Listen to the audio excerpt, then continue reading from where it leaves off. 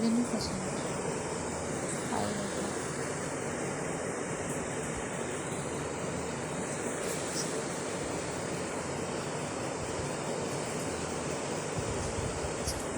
I didn't get a chance to come on here yesterday after I posted, and I had 1 and 2.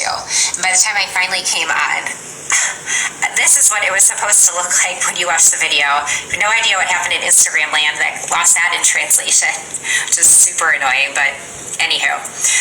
Wanted to comment on how important it is to connect the ribcage to the pelvic floor if you haven't heard me say that before. And I always get messages about anterior pelvic tilt. Most people live in an anterior pelvic tilt, and that in of itself is not inherently bad. What is the problematic thing is when we can't move from anterior to posterior in movement, which is important in things like walking.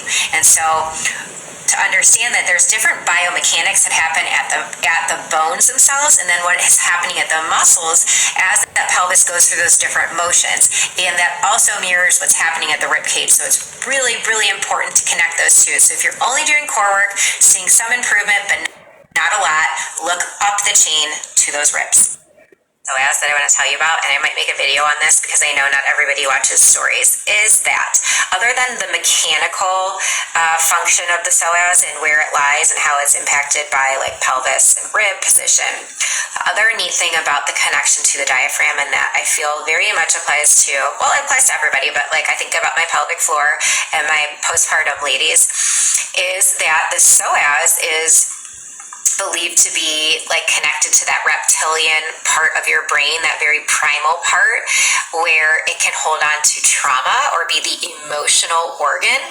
And on anatomical dissection, the psoas is not as striated as like a muscle, but it's definitely more smooth.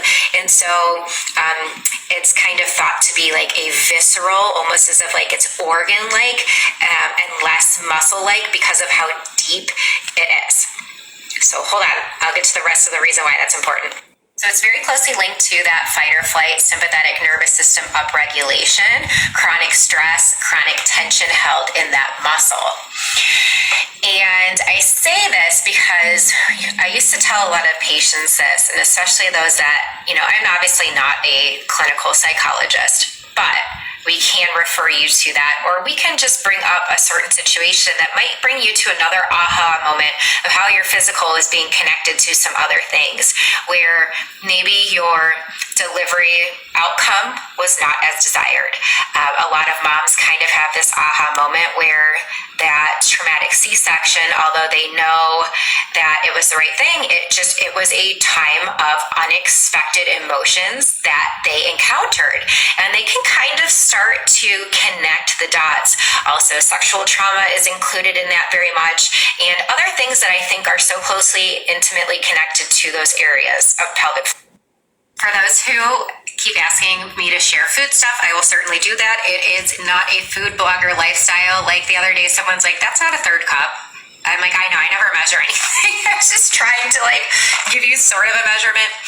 I also do not do things that people say you should do. Like, I'm always eating on the go. I'm sitting at the computer trying to finish some things before I have to go get the kids at school. So I am not a very good food person to follow in terms of those habits. But hey, doing the best I can, picking the best options I can when I can. This morning I had a Too Good yogurt in the car on the way to get my haircut, and with a protein bar because I was running out of time. Now I'm having I have all that pre-made cut up salad. I have deli turkey with hot sauce on it and a fried egg on top.